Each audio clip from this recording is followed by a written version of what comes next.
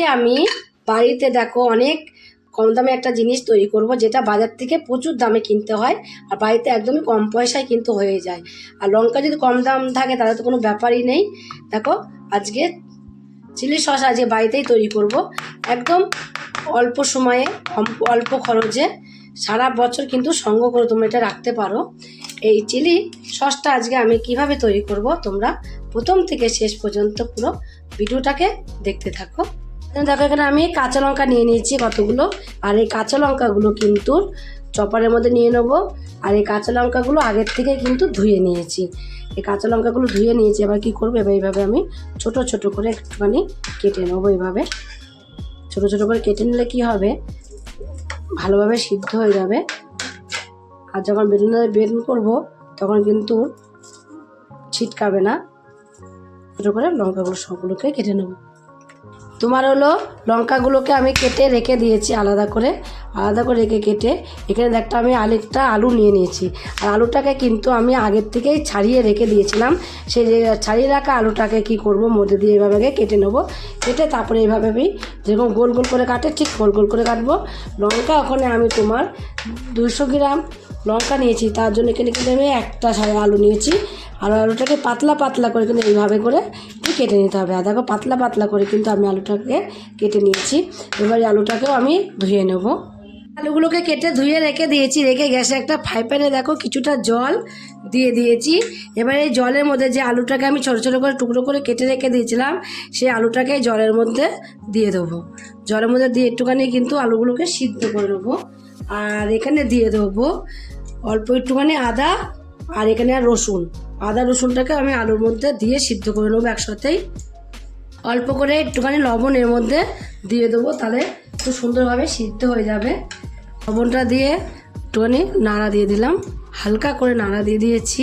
হালকা করে নাড়া দিয়ে এবার আমি করবো একটু ঢাকা দিয়ে রেখে দেবো কিছুটা সময়। অল্প একটু সিদ্ধ হয়ে গেলে ঢাকনাটা নামিয়ে দেবো। আমি এখানে 2 সেকেন্ডের মতন ঢাকনাটা দিয়ে রেখে দিয়েছিলাম। এবার এখানে সব ইয়েগুলো দিয়ে দেবো, কাঁচা লঙ্কাগুলোকে যে কেটে রেখে দিয়েছিলাম সব কাঁচা লঙ্কাগুলোকে কিন্তু এখন দিয়ে দিয়েছি। দিয়ে একটু হালকা করে নাড়াচাড়া দিয়ে আবারও আমি কিছু সময় একই রকম করে ঢাকা দিয়ে রেখে দেবো। আমি কিছুক্ষণ পরে ঢাকনাটা নামিয়ে দেখবো কতটা সিদ্ধ হয়েছে। এখন দেখো কালারটা অনেকটা চেঞ্জ হয়ে গেছে লঙ্কাগুলোর। এখন কিন্তু অনেকটাই তোমার পুরো সিদ্ধ হয়ে গেছে। আলুগুলো দেখো সিদ্ধ হয়ে গেছে। যখন সিদ্ধ হয়ে যাবে দেখবে কালারটা চেঞ্জ হয়ে যাবে। আর তারপর আমি দিয়ে দেবো এর মধ্যে দেখো চিনি।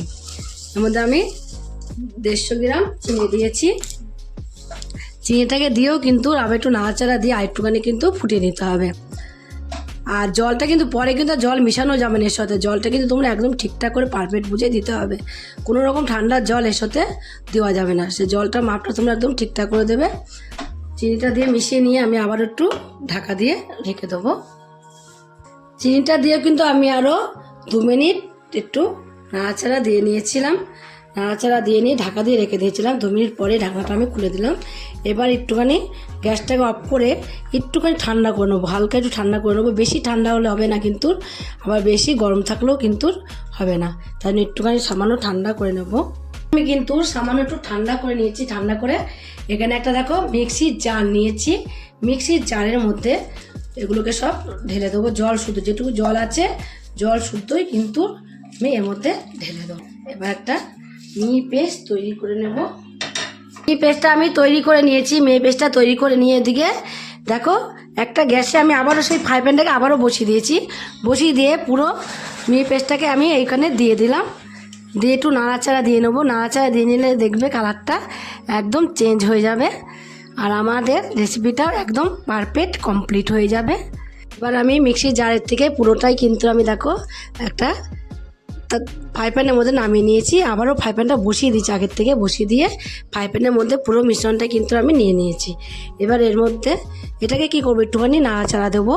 নাড়াচাড়া দেওয়ার আগে অল্প একটু এখানে দেখো এখানে আমি দিয়ে দেবো ভিনিগার। অল্প একটু ভিনিগার দিলে কী হবে, অনেকদিন সংগ্রহ করে রাখা যাবে। জিনিসটা তোমার নষ্ট হবে না। অনেক সময় দেখবে করে রেখে দিলে কিন্তু ছাতায় ধরে যায়, নষ্ট হয়ে যায়। সেই নষ্টটা হবে না। আর তোমরা কিন্তু কাঁচা ধনেও এর মধ্যে যখন আলুটা সিদ্ধ করবে তখন কাঁচা ধনে কিন্তু সিদ্ধ দিয়ে দিতে পারো। এখানে আমি একটুখানি ধনের গুঁড়ো দিয়ে দেবো। ধনের গুঁড়ো দিয়ে আর ভিনেগার দিয়ে কিন্তু একটু নাড়াচাড়া দিয়ে নেবো। ভিনেগারটা না দিলে কিন্তু সঙ্গে করে রেখে দিতে পারবে না তোমরা, থাকবে না, ছাতা ধরে যাবে বা নষ্ট হয়ে যাবে। অল্প হলেও একটু ভিনেগার তোমরা এর মধ্যে দিয়ে দেবে। এবার আমি 1 মিনিটের মতো নাড়াচাড়া দেবো। 1 মিনিটের মতো নাড়াচাড়া দিলে কিন্তু আমার একদম কমপ্লিট হয়ে যাবে। পুরো চিলি সস একদম কমপ্লিট হয়ে গেছে আমার। এবার আমি নামিয়ে দেবো। 1 মিনিটের মতন কিন্তু আমি নাড়াচাড়া দিয়ে নিয়েছি, বেশিক্ষণ নাড়াচাড়া দিলে কিন্তু হবে না। দেখবে একটু নাড়াচাড়া দিতে দিতেই কিন্তু 1 মিনিটের মতো নাড়াচাড়া দিতে কালারটাও কিন্তু ফেড হয়ে যাবে। আগে যখন আমি দিয়েছিলাম দেখো কতটা সবুজ সবুজ ছিল, এখন দেখো কালারটা কিন্তু অনেকটাই চেঞ্জ হয়ে গেছে। এবার একটু ঠান্ডা করে নেবো। ঠান্ডা করে তারপর আমি বয়মে, তোমরা যে কাঁচের শিশি থাকে শিশিতেও তোমরা নামিয়ে নিতে পারো। আমার কাছে কাঁচের কোনো শিশি নেই, কাঁচের বয়ম আছে, তার জন্য আমি কাঁচের বয়মেই নামিয়ে তোমাদের দেখাচ্ছি। এটা পারফেক্ট তোমরা কি করে বুঝবে দেখো, অল্প একটুখানি প্যাচালো করে নামিয়ে একটা ট্রের মধ্যে দেবে। ট্রের মধ্যে দিয়ে দেখবে এরকম জল ভাব বেরিয়ে আসছে নাকি। দেখো জল ভাব কিন্তু কোনো রকম বেরিয়ে আসছে না। ট্রের মধ্যে রেখেছি, কেমন হয়ে গেছে, এক জায়গায় রয়েছে। এটা হলে তোমরা বুঝতে পারবে যে একদম পারফেক্ট হয়ে গেছে। আমি একটা কাচের বয়মে ঢেলে নিলাম, যেহেতু আমার কাচের শিশিটা নেই, শিশিতে ঢালে দেখতে বেশি ভালো লাগে। আমি কাচের বয়মে ঢেলে নিয়েছি পুরোটাই। যদি না ধরে, যেটুকু ধরবে থাকবে সেটুকু আমি অন্য একটা বাটিতে বা কাপে রেখে দেবো। ওটা বাড়িতে ওটা আমি ইউজ করতে পারবো। এভাবে তোমরাও একদিন বাড়িতে চিলি সসটাকে তৈরি করে দেখো। যদি এই চিলি সসটা তোমাদের রেসিপিটা তোমাদের কাছে ভালো লাগে, আর তোমরা যদি ফেসবুক থেকে দেখো ফেসবুকের পেজটি ফলো করে দেবে, যদি ইউটিউব থেকে দেখো ইউটিউবের চ্যানেলটি সাবস্ক্রাইব করে দেবে, পাশে থাকা বেল আইকনটিটা প্রেস করতে ভুলবে না। তাহলে নতুন নতুন রেসিপিগুলো তোমাদের কাছে তাড়াতাড়ি পৌঁছে যাবে। আর আমার চ্যানেলে কত বন্ধুই থাকো, সাবস্ক্রাইব করোনি, প্লিজ সাবস্ক্রাইবটা করে দেবে। সবার আগে তোমাদের কাছে নোটিফিকেশন ঢুকে যাবে। ছোট্ট করে লাইক করো, কমেন্ট করো, অনেক অনেক শেয়ার করো। নমস্কার বন্ধুরা, দেখা হবে আবার পরের রেসিপিতে।